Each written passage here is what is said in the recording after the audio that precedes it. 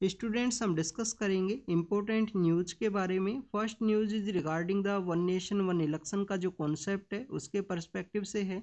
Students हमारी government के द्वारा सितंबर 2023 के समय एक पैनल है उसको कॉन्स्टिट्यूट किया गया था अंडर द चेयरमैनशिप ऑफ जो हमारे फॉर्मर प्रेसिडेंट है रामनाथ कोविंद सर, उनका चेयरमैनशिप के अंदर में आप देखिए कि पैनल के द्वारा एग्जामिन किया जाना था वन नेशन वन इलेक्शन का जो पॉसिबिलिटीज़ हैं उनके पर्सपेक्टिव से। क्या हमारे कंट्री के अंदर में जो वन नेशन वन इलेक्शन का जो कॉन्सेप्ट है वो पॉसिबल है या नहीं है। अगर पॉसिबल है तो कौन से ऐसे एरिया हैं जहाँ पे अमेंडमेंट है उसको कैरी आउट किया जाना है, उसके रिगार्डिंग में यहाँ पे जो एग्जामिन है वो किया गया उस पैनल के द्वारा। आप देखिए कि पैनल के द्वारा अपना जो रिपोर्ट है उसको सबमिट किया गया है प्रेसिडेंट मैम को, और पैनल के द्वारा यहाँ पे रिकमेंड किया गया है वन नेशन वन इलेक्शन के पर्सपेक्टिव से। आप देखिए कि हमारे कंट्री के अंदर में एवरी ईयर आपको जो स्टेट लेजिस्लेटिव असेंबली के जो इलेक्शंस हैं वो देखने के लिए मिलते हैं। हर एक साल किसी ना किसी स्टेट का जो लेजिस्लेटिव असेंबली है उसके 5 ईयर का जो टेन्योर है वो कंप्लीट होता है।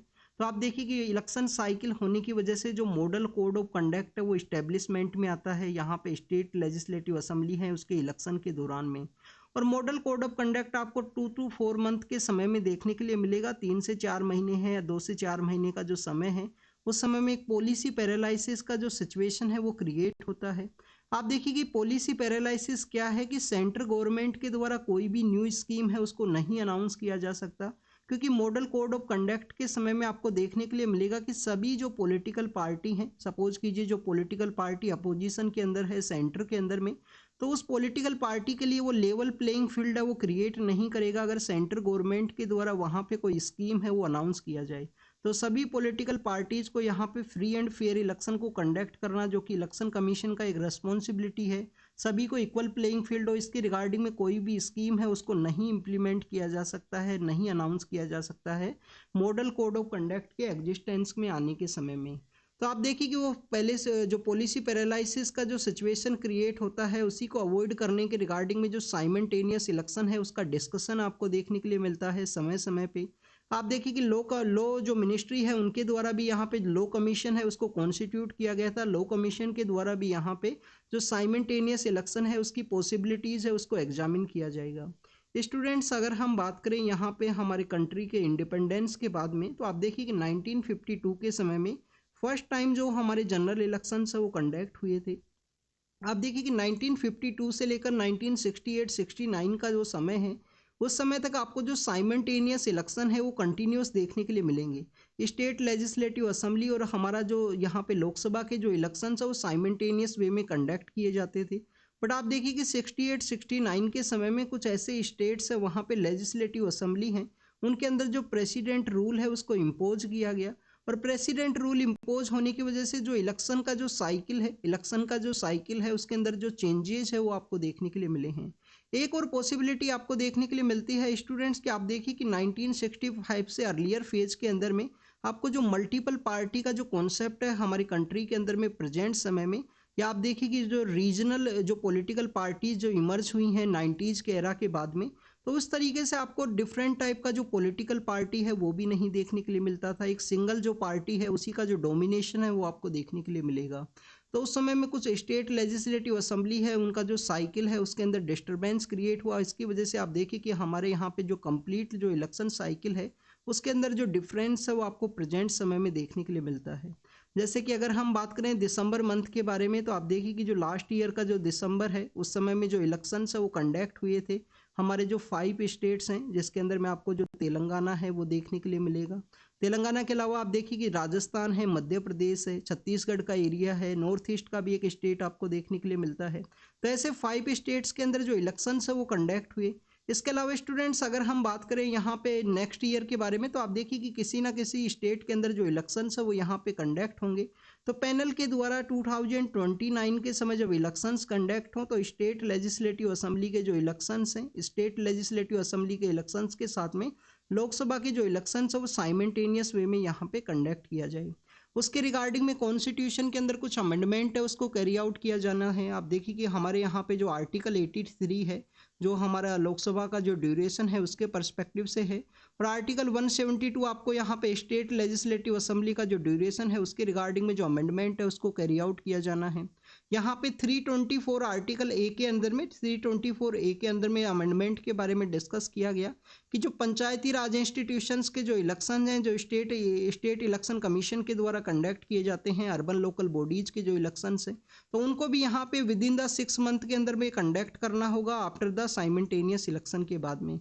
आर्टिकल 325 के अंदर में आप देखिए कि आइडेंटिटी कार्ड के बारे में आपको देखने के लिए मिलता है। तो यहाँ पे इलेक्शन का जो आइडेंटिटी कार्ड है उसको यहाँ पे प्रिपेयर करने के पर्सपेक्टिव से जो अमेंडमेंट है इसी भी आर्टिकल के अंदर में कंडक्ट किया जाएगा। तो ये बेसिकली उन सभी के बारे में जो रिकमेंडेशंस वो यहाँ पे दी गई हैं इस पैनल के द्वारा, जो कि आपको हमारे फॉर्मर प्रेसिडेंट है रामनाथ कोविंद सर उनकी लीडरशिप के अंदर देखने के लिए मिलता है। नेक्स्ट अगर हम बात करें इलेक्शन के ही रिगार्डिंग में है, आप देखिए कि यहाँ पे हमारे जो इलेक्शन कमिश्नर्स हैं उनके अपॉइंटमेंट के बारे में 2 हमारे फॉर्मर ब्यूरोक्रेट्स हैं उनको इलेक्शन कमिश्नर के रूप से अपॉइंट किया गया है। तो यहाँ पे आपको पता होना चाहिए कि हमारे यहाँ पे एक एक्ट है 2023 के समय का, एक सिलेक्शन कमेटी के पर्सपेक्टिव से वहाँ पे बताया गया है। सर्च कमेटी के द्वारा कुछ मेंबर्स हैं उनका नाम है वो रिकमेंड किया जाएगा। सर्च कमेटी आपको लॉ मिनिस्ट्री के अंडर में देखने के लिए मिलती है।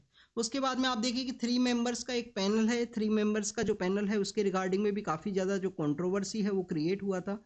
पीएम सर हैं, यूनियन कोई मिनिस्टर है, यूनियन मिनिस्टर जो पीएम सर के द्वारा नॉमिनेट किया जाए, और लीडर ऑफ अपोजिशन है। अगर यहाँ पे लीडर ऑफ अपोजिशन का जो पोस्ट है वो नहीं सिक्योर किया गया है किसी भी पॉलिटिकल पार्टी के द्वारा, तो आप देखिए कि जो लार्जेस्ट अपोजिशन के अंदर जो पॉलिटिकल पार्टी रहेगा उसके जो लीडर हैं उनको यहाँ पे पैनल के अंदर में शामिल किया जाएगा। तो इस पैनल के द्वारा जो इलेक्शन कमिश्नर्स हैं उनको अपॉइंट किया गया है। आप देखिए किसके रिगार्डिंग में एक पेटिशन है सुप्रीम कोर्ट के अंदर में, जो सुप्रीम कोर्ट के द्वारा Anoop Barnwal versus Union of India case के अंदर जो जजमेंट डिलीवर किया था यूनियन मिनिस्टर की जगह में जो सीजीआई हैं वो आपको देखने के लिए मिलते हैं। तो उसके रिगार्डिंग में एडीआर के द्वारा एक पेटिशन है उसको फाइल किया गया है। आप देखिए कि सुप्रीम कोर्ट के द्वारा जो इलेक्टोरल बॉन्ड है उसको आप देखिए कि अनकॉन्स्टिट्यूशनल है वो डिक्लेयर किया गया था। एसबीआई जो उसका एक सोल अथॉरिटी हुआ करता था उसको यहाँ पे जो डाटा है वो सबमिट करने के बारे में कहा गया था, तो उसके डाटाज हैं वो सामने आए हैं। उसके अंदर में आप देखिए कि जो पॉलिटिकल पार्टी प्रेजेंट समय में पावर के अंदर में है उसको हाईएस्ट यहाँ पे जो मनी है वो डोनेशन के रूप से मिला है, वही आपको देखने के लिए मिलता है। और भी काफ़ी सारे ऐसे इंस्टीट्यूशंस हैं, कंपनीज हैं, उनके द्वारा जो डोनेशन है उसको कैरी आउट किया गया है। इसके अंदर में आप देखिए कि गवर्नमेंट के द्वारा कंपनीज एक्ट के थ्रू में एक अमेंडमेंट है वो भी कैरी आउट किया गया था। अगर किसी भी कंपनी के द्वारा जो प्रॉफिट है वो नहीं बनाया गया है तो कंपनी के द्वारा भी यहाँ पे जो डोनेशन है वो कैरी आउट किया जा सकता है इस बेसिकली इस इलेक्टोरल बॉन्ड स्कीम के थ्रू में। तो उसी के रिगार्डिंग में कुछ ऐसी भी यहाँ पे जो कंपनीज है वो देखने के लिए मिला है जिनका प्रेजेंट्स जो अच्छा एक बिजनेस मार्केट है वो नहीं है, बट उनके द्वारा जो मनी है वो डोनेट किया गया। आप देखिए कि उसी प्रोविजन के रिगार्डिंग में जो कंसर्न्स है वो रेज हुए थे कि हो सकता है कि इसके थ्रू में यहाँ पे जो मनी है उसका सर्कुलेशन को कैरी आउट किया जाए, ब्लैक मनी को वाइट मनी बनाने का एक कोशिश है वो किया जाए, ऐसे कुछ कंसर्न्स हैं उनको भी रेज किया गया था इलेक्टोरल बॉन्ड के पर्सपेक्टिव से। क्योंकि गवर्नमेंट के द्वारा जो प्रॉफिट का जो लिमिटेशन है, जो परसेंटेज का लिमिटेशन था कंपनीज एक्ट के अंडर में, उसको भी यहाँ पे चेंज किया गया था गवर्नमेंट के द्वारा इलेक्टोरल बॉन्ड के पर्सपेक्टिव से। ऐसा भी चेंज किया गया था, आप देखिएगा ओरिजिनली आपको 4 मंथ के समय में एसबीआई के द्वारा इनको नॉर्मल ईयर के अंदर 4 मंथ के दौरान में यहाँ पे अनाउंस किया जाता था, बट आप देखिए कि लोकसभा के अगर इलेक्शन कंडक्ट होना है, स्टेट लेजिस्लेटिव असेंबली का इलेक्शन कंडक्ट होना है उस साल में, तो उस ईयर में बेसिकली अलाउ किया गया है एडिशनली 15 मंथ और 15 डेज और 1 मंथ का जो समय है एडिशनली यहाँ पे इलेक्टोरल बॉन्ड के पर्सपेक्टिव से बताया गया था। उसके अंदर भी अमेंडमेंट है उसको कैरी आउट किया गया था गवर्नमेंट के द्वारा। नेक्स्ट इज रिगार्डिंग द जो क्रिकेट गेम है, क्रिकेट गेम का आप देखिए कि डोमेस्टिक के अंदर में एक टूर्नामेंट आपको देखने के लिए मिलता है, इसको हम रणजी ट्रॉफी के नाम से जानते हैं। आप देखिए कि हमारा जो डोमेस्टिक टैलेंट है उसको प्रिपेयर किया जाता है रणजी ट्रॉफी के थ्रू में। बट आपको क्रिकेट के अंदर में एक टूर्नामेंट और आपको देखने के लिए मिलेगा, काफ़ी ज़्यादा फेमस है, आईपीएल नाम का एक लीग है। और आईपीएल लीग के थ्रू में आप देखिए कि यहाँ पे बेटर ये हुआ कि हमारा क्रिकेट का जो डोमेस्टिक टैलेंट है वो काफ़ी ज़्यादा इमर्ज हुआ है। वहाँ पे काफ़ी सारे ऐसे लोग हैं जिनको कि एक प्लेटफॉर्म के थ्रू में जो उनका जो टैलेंट है वो शो करने का वहाँ पे जो टाइम है वो मिला है। तो रणजी ट्रॉफी है जो बेसिकली आप देखिए कि डोमेस्टिक का हमारा एक ट्रॉफी देखने के लिए मिलता है क्रिकेट के रिगार्डिंग में। तो मुंबई का जो टीम है उनके द्वारा डिफीट किया गया है विदर्भा का जो टीम है उसको। विदर्भा कहाँ पे सिचुएटेड है, आपको विदर्भा के बारे में पता होना चाहिए। आप देखिए कि जो ईस्टर्न पार्ट ऑफ महाराष्ट्र है, आपको जो नागपुर का जो रीजन देखने के लिए मिलेगा वहाँ पे विदर्भा है वो सिचुएटेड है। विदर्भा ही रीजन के अंदर में आप देखिए कि जो पेंच नेशनल पार्क है, पेंच नेशनल पार्क है, पेंच नेशनल पार्क को यहाँ पे आप देखिए कि डार्क स्काई पार्क के रूप से भी अभी रिसेंटली डेजिग्नेट किया गया है। हमारा जो डार्क स्काई रिजर्व है वो कहाँ पे सिचुएटेड है, डार्क जो पार्क है, डार्क स्काई पार्क है, उसके रूप से डेजिग्नेट किया गया है पेंच नेशनल पार्क को। हमारा जो डार्क स्काई रिजर्व है वो आपको देखने के लिए मिलता है लद्दाख के अंदर में। ये बेसिकली क्या है, डार्क स्काई पार्क क्या है, डार्क स्काई रिजर्व है, वही हैं क्या ये पॉसिबिलिटीज। आप देखिए कि हमारे जो वाइल्ड लाइफ है उनको काफ़ी ज़्यादा जो प्रॉब्लम्स है वो देखने के लिए मिलती हैं लाइट की वजह से। जैसे कि आप देखिए कि आप फ़ोन यूज़ किया जाता है आपके द्वारा, तो आपका जो स्लिप साइकिल है उसको वो डिस्टर्ब करता है फ़ोन कम्प्लीटली। अगर आपको प्रॉपर अपना जो साइकिल है उसको यहाँ पे मैनेज करना है तो फ़ोन से अपना जो डिस्टेंस है उसको बनाइए आपके सोने के समय में। तो ऐसा ही हमारा जो वाइल्ड लाइफ है, हमारा जो स्काई को ऑब्जर्व करना है, उन सभी के ऊपर टू मच लाइट का जो इम्पैक्ट है वो आपको देखने के लिए मिलेगा। इवन काफ़ी ऐसे भी जगह हैं, आपको देखिए कि काफ़ी आप रोड्स हैं जो हमारे नेशनल पार्क हैं, वाइल्ड लाइफ के जो प्रोटेक्टेड एरिया हैं उसके थ्रू में जो रोड्स हैं वो निकलती हैं, वहाँ पे भी लोगों के द्वारा जो हाई बीम है उनको यूज किया जाता है। इवन द लोगों को काफ़ी सारा इन सभी के बारे में अवेयर नहीं है, ये आपको कॉमन आपका अपना जो स्ट्रीट्स है आसपास का जो रीजन है उसके अंदर भी आपको देखने के लिए मिलता है। तो उसी तरीके से लाइट पोल्यूशन को रिड्यूस करने के पर्सपेक्टिव से बेटर वे में वाइल्ड लाइफ को यहाँ पे अच्छी पॉसिबिलिटी हो, आपको यहाँ पे जो अच्छे से आसमान है उसको ऑब्जर्व किया जाए, उसी के रिगार्डिंग में जो डार्क स्काई पार्क है और डार्क स्काई रिजर्व है उसको कॉन्स्टिट्यूट किया गया। तो उस रीजन के अंदर विदर्भा सिचुएटेड है, उसको डिफीट किया गया मुंबई के द्वारा। विदर्भा को डिफीट करते हुए जो रणजी ट्रॉफी है उसको जीता गया है। अभी तक टोटल 89 टाइम्स ये रणजी ट्रॉफी है वो ऑर्गेनाइज हुआ है, जिसके अंदर में 42 टाइम्स आपको मुंबई का जो डोमिनेशन है वो देखने के लिए मिलेगा। आप देखिए कि आपको यहाँ पे एक क्वेश्चन भी है आपके लिए, आपको यहाँ पे संतोष ट्रॉफी के बारे में पता होना चाहिए कि संतोष ट्रॉफी हम काफ़ी, ये आपको वैसे यूपीएससी के अंदर तो चांस नहीं है, बट हो सकता है कि आपके स्टेट एग्जाम के अंदर में या आपका और कोई एग्जाम आप बैकअप के रूप से प्रिपेयर कर रहे हो तो उसके अंदर में आपसे एक क्वेश्चन पूछ लिया जाए। हमारा एक गेम है उसके रिगार्डिंग में नेशनल ट्रॉफी है संतोष ट्रॉफी, जिसको ऑर्गेनाइज किया जाता है। तो कौन से गेम के रिगार्डिंग में है संतोष ट्रॉफी, उसके बारे में आप ज़रूर से बताना कमेंट सेक्शन के अंदर में। सिटीजनशिप अमेंडमेंट एक्ट के बारे में हमने रीड किया। आप देखिए कि यहाँ पे हमारे जो मिनिस्टर ऑफ होम अफेयर्स हैं उनके द्वारा कहा गया है कि सिटीजनशिप अमेंडमेंट एक्ट के समय में जो 6 कम्युनिटीज़ जिनको अलाउ किया गया है, पाकिस्तान, अफगानिस्तान और हमारा जो बांग्लादेश है जहाँ से वो इंडिया के लिए आए हैं 31 दिसंबर 2024 से पहले, अगर उनके पास में कोई भी एक डॉक्यूमेंट वो नहीं है तो उनको भी यहाँ पे बेसिकली जो सिटीजनशिप है वो दिया जाएगा। नेचुरलाइजेशन का जो कॉन्सेप्ट है जिसके थ्रू में आप देखिए कि 11 ईयर मिनिमम यहाँ पे रिक्वायर्ड था, उसको यहाँ पे रिड्यूस किया गया है गवर्नमेंट के द्वारा सिटीजनशिप अमेंडमेंट एक्ट के थ्रू में। काफ़ी सारे स्टेट्स हैं उनके द्वारा इसका इम्प्लीमेंटेशन के बारे में मना किया गया है कि उनके द्वारा इम्प्लीमेंटेशन है वो नहीं कैरी आउट किया जाएगा, बट आपको यहाँ पे जानकारी होनी चाहिए। आर्टिकल 11 के अंडर में बताया गया है कि पार्लियामेंट को पावर है सिटीजनशिप के रिगार्डिंग में। जो हमारे कॉन्स्टिट्यूशन का आर्टिकल 11 है वो क्या बोलता है कि पार्लियामेंट को यहाँ पे पावर है सिटीजनशिप के अमेंडमेंट के पर्सपेक्टिव से। स्टेट गवर्नमेंट का कोई भी रोल है वो आपको नहीं देखने के लिए मिलेगा। और हमारे यहाँ पे ड्यूल सिटीजनशिप का जो कॉन्सेप्ट है वो नहीं है, हमारी कंट्री के अंदर सिंगल सिटीजनशिप का ही जो कॉन्सेप्ट है वो आपको देखने के लिए मिलेगा। स्टेट का कोई डिफरेंट सिटीजनशिप है वो नहीं हुआ करती है स्टूडेंट्स, ओनली सिंगल सिटीजनशिप है जो आपको इंडियन सिटीजनशिप देखने के लिए मिलेगा। नेक्स्ट अगर हम बात करें, इसको चैलेंज करने के बारे में भी डिस्कस किया गया है अंडर द आर्टिकल 14 के अंडर में। 14 के अंडर इसको चैलेंज इस वजह से किया जाएगा, एक तो रिलीजन के बेसिस पे यहाँ पे सिटीजनशिप देने के बारे में बात की गई है।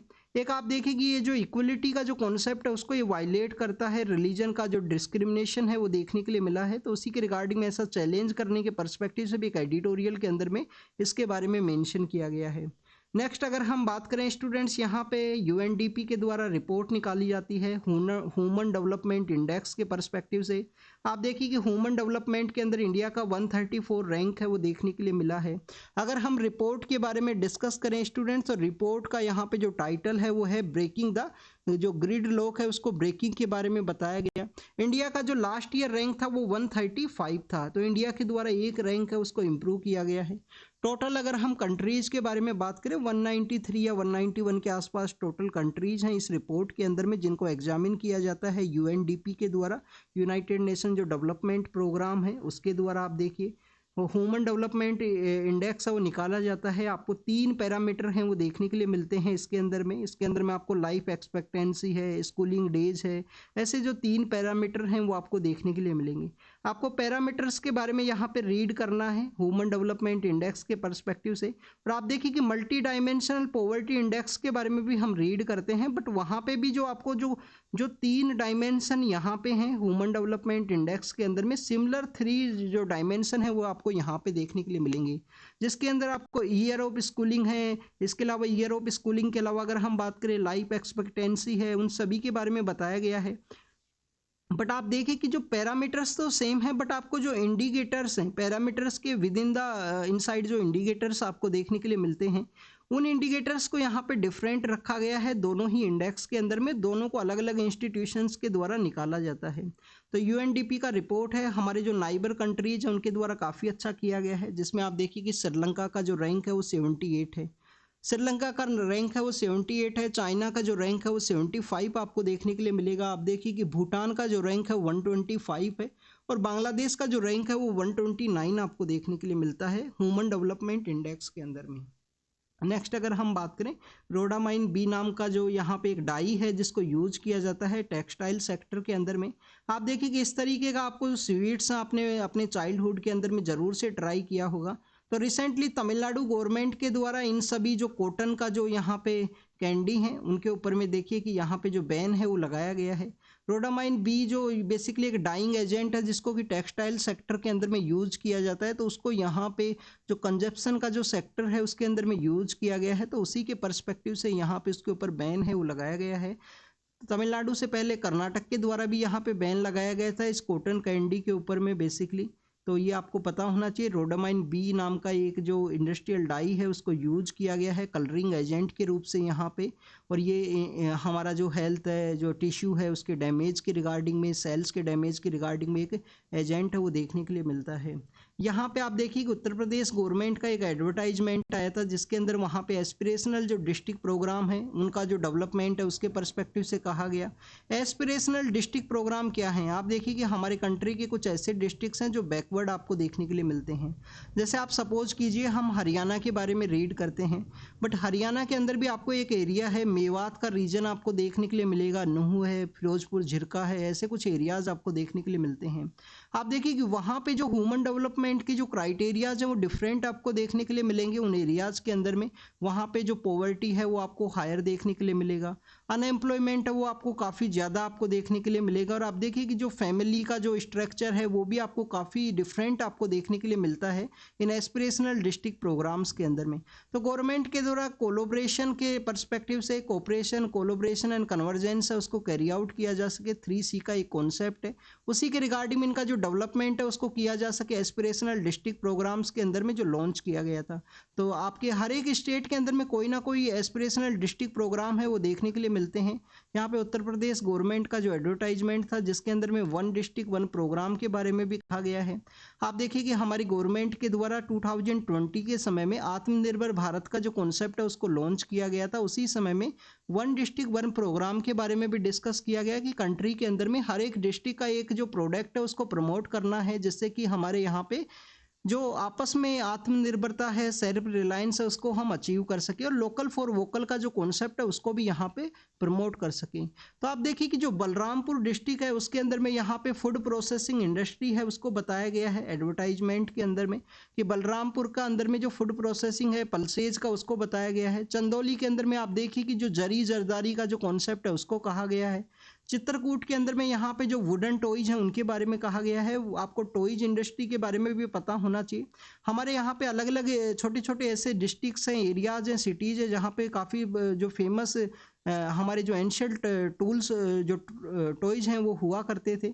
आप देखिए कि बहराइच के अंदर में हैंडीक्राफ्ट के बारे में कहा गया है। इसके अलावा आप देखिए कि सोनभद्र के अंदर में कारपेट इंडस्ट्री के पर्सपेक्टिव से कहा गया। सोनभद्र आपको पता होना चाहिए इसके लोकेशन के बारे में। सोनभद्र काफ़ी सारे जो स्टेट्स हैं उनके साथ में अपना एरिया है वो शेयर करता है। आपको यहाँ पे मध्य प्रदेश देखने के लिए मिलेगा, आपको झारखंड भी देखने के लिए मिलेगा। स्टूडेंट झारखंड के साथ में एरिया शेयर करता है, बिहार के साथ में भी इस एरिया शेयर करता है। केबीसी कौन बनेगा करोड़पति नाम का जो क्विज शो है उसके अंदर में एक क्वेश्चन पूछा गया था एक बार सोनभद्र के पर्सपेक्टिव से। सिद्धार्थ नगर है, वहाँ का जो काला नमक है वो काफ़ी ज़्यादा फेमस है सिद्धार्थ नगर का, तो उसको बताया गया है। सारावस्ती नाम का जो जो वहाँ पे डिस्ट्रिक्ट है उसके अंदर फर्नीचर इंडस्ट्री के पर्सपेक्टिव से कहा गया है। तो ये बेसिकली कुछ डिस्ट्रिक्ट्स हैं जिनके बारे में एडवर्टाइजमेंट के अंदर कहा गया। आप देखिए कि हमने मेवात के बारे में डिस्कस किया था, तो उसी के पर्सपेक्टिव से आपको यहाँ पे महरौली के अंदर एक डेवलपमेंट है वो देखने के लिए मिलता है। महरौली दिल्ली के अंदर में है, बट मेवात का क्या इंटरलिंकेज है उसके बारे में हम देखते हैं। आप देखिए आपने बलबन के बारे में रीड किया होगा, यहाँ पे आर्ट एंड कल्चर के पर्सपेक्टिव से महरौली का इंपॉर्टेंस के बारे में कहा गया है। तो बलबन के बारे में आपने रीड किया होगा। बलबन आपको ममलूक जो डायनेस्टी है या जो स्लेव डायनेस्टी पावर के अंदर में आते हैं दिल्ली सल्तनत के अंदर में। तो आप देखिए कि 1206 के समय एक डायनेस्टी है वो पावर के अंदर में आएगी। 4 वहाँ पे जो मेन इंपॉर्टेंट रूलर हैं वो रहेंगे। शुरुआत में आपको जो कुतुबुद्दीन ऐबक हैं वो देखने के लिए मिलेंगे। आप देखिए कि कुतुबुद्दीन ऐबक जिनके द्वारा कुतुब मीनार आपको देखने के लिए मिलता है। बाद में उनके सन भी आते हैं कुछ समय के लिए, बट उनके दामाद हैं वो और उनके इन्हीं के जो स्लेव हुआ करते थे इल्तुतमिश हैं वो आपको पावर के अंदर में देखने के लिए मिलेंगे। फिर इल्तुतमिश का जो बेटी हैं रजिया सुल्तान, फर्स्ट वुमेन जो सल्तनत के अंदर जो पावर के अंदर में आती हैं। रजिया सुल्तान कुछ समय के लिए पावर के अंदर रहती हैं। 1236 से लेकर 3940 का वो समय है। कैथल हरियाणा के अंदर इनका जो डेथ है वो आपको देखने के लिए मिलेगा। चहलगामी का जो कॉन्सेप्ट हुआ करता था, जो 40 नोबल पर्सन्स हुआ करते थे उनके द्वारा इनके अगेंस्ट में एक प्रोपोगेंडा है वो चलाया गया इनको बेसिकली यहाँ पे ओवर थ्रोन से बेसिकली हटाने की रिगार्डिंग में। तो आप देखिए कि आपको यकुत एक रूलर यकुत नाम के जो सेनापति जनरल वो सब देखने के लिए मिलेंगे। लेटर फॉर्म के अंदर में आपको बलबन देखने के लिए मिलता है। बलबन एक इंपॉर्टेंट रूलर हुआ करते थे यहाँ पे स्लेव डायनेस्टी के। तो बलबन का जो टेन्योर है वो आपको 1265 से लेकर 1288 तक का जो समय है वो देखने के लिए मिलेगा। आप देखिए कि बलबन का जो टॉम है वो इस महरौली के अंदर सिचुएटेड है। जैसे कि दिल्ली के अलग अलग सिटीज़ हैं, 7 सिटीज़ ऐसे माने जाते हैं दिल्ली के, जिसमें सीरी फोर्ट का एरिया है। सीरी फोर्ट के अलावा आप देखिए कि यहाँ पे शाहजहानाबाद है। शाहजहानाबाद के अलावा आपको तुगलकाबाद देखने के लिए मिलेगा। तो हर एक एरिया के अंदर में अलग अलग टाइप का जो सिटी है वो देखने के लिए मिलता है। ऐसे ही आपको महरौली का जो एरिया है वो देखने के लिए मिलेगा। महरौली के अंदर में और क्या है, अगर हम बात करें यहाँ पे महरौली के पर्सपेक्टिव से, तो आप देखिए कि यहाँ पे महरौली के अंदर में निज़ाम के बारे में, निज़ामुद्दीन औलिया का जो दरगाह जैसे हुमायूं टॉम के पास में हुआ करता था। तो जो लेटर मुगल्स हैं, औरंगजेब के बाद के जो मुगल्स हैं जिनका देखिए कि काफ़ी कम पावर आपको देखने के लिए मिलेगा उनके हैंड के अंदर में, तो उनके जो टॉम्ब्स हैं वो यहाँ पे सिचुएटेड है महरौली के अंदर में। बख्तियार काकी का दरगाह आपको देखने के लिए मिलता है। बलबन का टॉम्ब आपको देखने के लिए मिलता है। मेट काल्फे जो कैफ़े है, हाउस है, वो आपको देखने के लिए मिलेगा। तो ये काफ़ी कुछ महरौली के पर्सपेक्टिव से बताया गया है।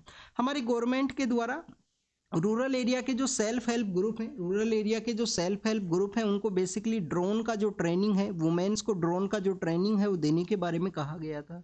ये जो फोटो है उसके अंदर हरियाणा के अंदर में वुमेन्स को बताया गया है कि उनके द्वारा कैसे ड्रोन्स का यूज किया गया है अपना जो पेस्टिसाइड है उसको स्प्रे करने के रिगार्डिंग में अपना क्रॉप के अंदर में।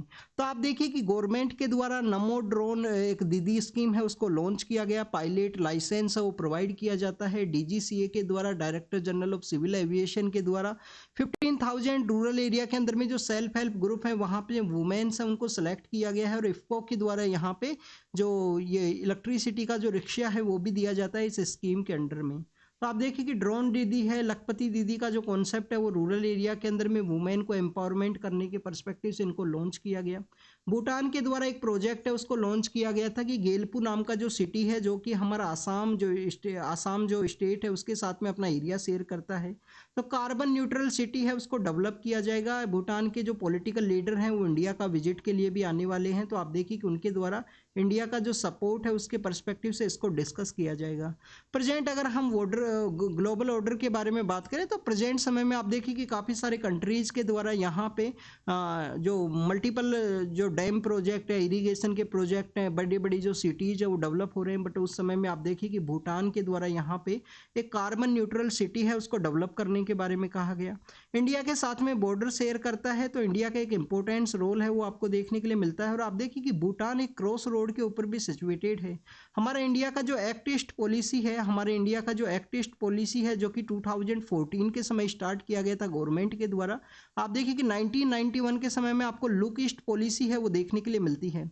1991 के समय लुक ईस्ट पॉलिसी देखने के लिए मिलेगा। फिर एक्ट ईस्ट पॉलिसी आया कि एक्ट ईस्ट पॉलिसी के अंदर क्या चेंज था, यहाँ तो हमारे जो साउथ ईस्ट एशिया के जो कंट्री हैं उनके साथ में रिलेशन को इस्टेब्लिश करना है।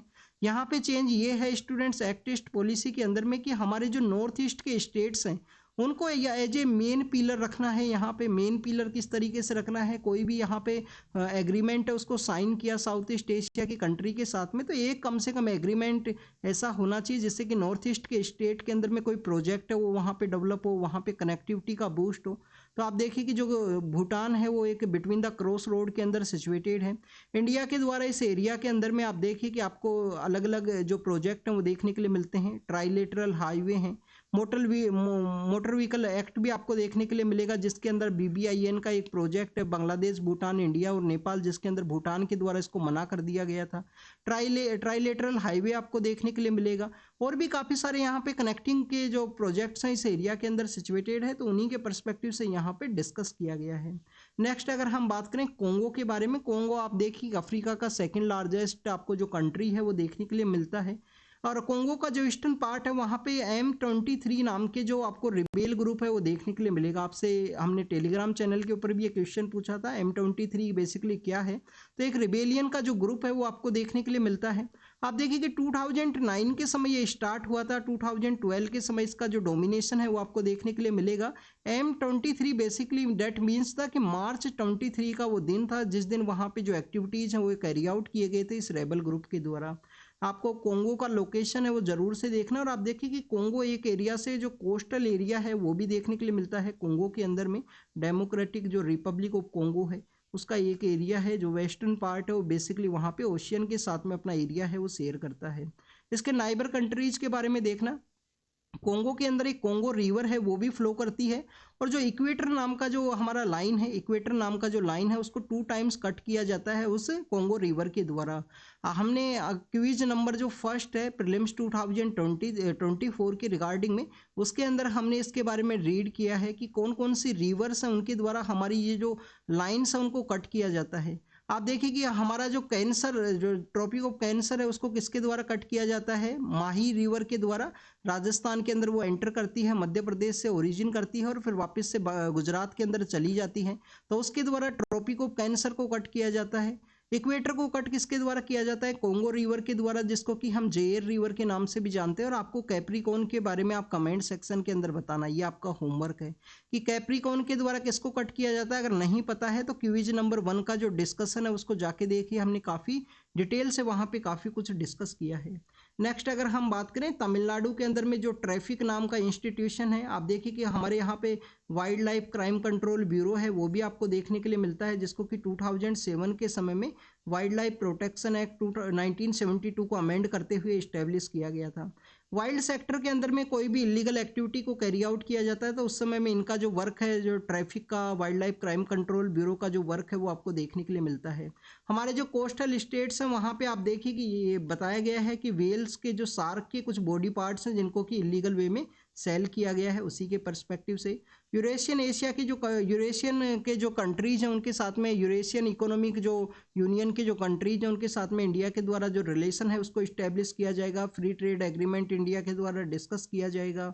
हमारे भूटान के जो PM है, पॉलिटिकल लीडर हैं, वो इंडिया का विजिट के लिए आने वाले हैं, तो जो गेल्पो नाम का जो सिटी है वहाँ पे एयरपोर्ट डेवलपमेंट के अंदर में इंडिया के द्वारा जो सपोर्ट प्रोवाइड किया जाए। बट आप देखिए उसके भी एक ड्रॉबैक है कि भूटान का जो पब्लिक के अंदर अनएम्प्लॉयमेंट है, यूथ के अंदर अगर बेटर जॉब अपॉर्चुनिटी के पर्सपेक्टिव से एयरपोर्ट अगर वहाँ पे डेवलप होगा तो हो सकता है कि वो लोग दूसरे एरियाज़ के अंदर भी माइग्रेट करें। नेक्स्ट आप देखिए कि हमारा आसाम के साथ में जो गेल्पो सिटी है वो एरिया शेयर करती है। आपको आसाम के साथ में जो मानस नेशनल पार्क है उसका जो भूटान के साइड आपको रॉयल मानस नेशनल पार्क है वो भी आपको देखने के लिए मिलता है। फॉरेस्ट राइट एक्ट 2006 का उसका बेटर वे में इम्प्लीमेंटेशन नहीं किया गया। एक इंडिपेंडेंट स्टडी के अंदर में ये जो सामने आया है, हर एक स्टेट के अंदर में उसका बेटर वे में जो इम्प्लीमेंटेशन है वो नहीं हुआ है। पीएम सेवानिधि स्कीम जो देखिए कि आप देखिए कोविड-19 के समय में हमारे जो स्ट्रीट वेंडर्स हैं उनके पर्सपेक्टिव से लॉन्च किया गया था, तो उसी के कुछ पैसे हैं वो पीएम सर के द्वारा डिस्ट्रीब्यूट किए गए हैं। वेलफेयर के रिगार्डिंग में यहाँ पे कहा गया है पीएम सर के द्वारा। Ministry of road and highway के द्वारा यहाँ पे 1.5 लाख का जो सेमेरिटन लॉ है उसके पर्सपेक्टिव से कहा गया है। वैसे सेमेरिटन लॉ बेसिकली ये है कि यहाँ पे कोई भी आपको विक्टिम देखने के लिए मिले, रोड एक्सीडेंट का कोई विक्टिम है उसको आप हॉस्पिटल के लिए पहुँचाओ। और गुड सेमेरिटन लॉ आपको कर्नाटका के अंदर देखने के लिए मिलते हैं। कर्नाटक स्टेट के अंदर में फर्स्ट स्टेट है जिसके द्वारा गुड सेमेरिटन लॉज हैं उनको इम्प्लीमेंट किया गया है। तो रोड का यहाँ पे कोई विक्टिम है, रोड के अंदर में कोई एक्सीडेंट का, तो उसको कैशलेस ट्रीटमेंट दिया जाएगा 1.5 लाख के रिगार्डिंग में। ये यहाँ पे ministry of road and transport के द्वारा लॉन्च किया गया। इंफॉर्मेशन एंड ब्रॉडकास्टिंग मिनिस्ट्री के द्वारा आप देखिए कि कुछ ओवर द टॉप प्लेटफॉर्म्स हैं उनको यहाँ पे ब्लॉक किया गया है। उनके द्वारा वल्गर कंटेंट है वो स्प्रेड किया जा रहा था, तो इस वजह से उनको यहाँ पे ब्लॉक कर दिया गया है इंफॉर्मेशन एंड ब्रॉडकास्टिंग मिनिस्ट्री के द्वारा। इजराइल के द्वारा कुछ स्टेटमेंट दिया गया बनाना रिपब्लिक के पर्सपेक्टिव से, इलेक्शन के रिगार्डिंग में, एग्जाम के पर्पज से नहीं इंपॉर्टेंट है। फिजी का लोकेशन आप जरूर से देख लेना, वहाँ के जो एक्स-पीएम है उनको गिल्टी माना गया है एक केस के अंदर में। तो फिजी का जस्ट आप लोकेशन देखना कि ऑस्ट्रेलिया का ईस्टर्न पार्ट के अंदर कहाँ पे सिचुएटेड है, क्या जो हमारा इंटरनेशनल जो डेट लाइन है उसका ईस्टर्न पार्ट के अंदर सिचुएटेड है या वेस्टर्न पार्ट के अंदर में, तो उसको आप जरूर से देख लेना। इंटरनेशनल डेट लाइन के बारे में भी आपको पता होना चाहिए कहाँ पे वो सिचुएटेड है। नेक्स्ट अगर हम बात करें हमारे ये नॉर्थ कोरिया के रिगार्डिंग में है, कंटिन्यूस वो एग्रेसिव एक्टिविटी आपको उनका देखने के लिए मिलेगा, continuous war and dangerous activities आपको उधर देखने के लिए मिलता है। चाइना के पर्सपेक्टिव से कुछ अपोलॉजी के पर्सपेक्टिव से यहाँ पे कहा गया।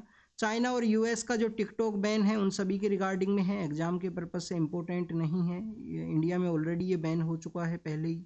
इसके अलावा आप देखिए कि यूके गवर्नमेंट के द्वारा कुछ नई गाइडलाइन है उनको रिलीज किया है। एक्सट्रीमिस्ट एक्टिविटी है वो नहीं होनी चाहिए हमारे कंट्री के अंदर में, इस वजह से यूके के द्वारा यहाँ पे नई गाइडलाइन है उनको रिलीज किया गया है। श्रीलंका के द्वारा आप देखिए कि बॉम्ब का जो डिस्पोजल के रिगार्डिंग एक डिवाइस है उसको लिया गया है एग्रीमेंट के थ्रू में, चाइना से ग्रांट के थ्रू में।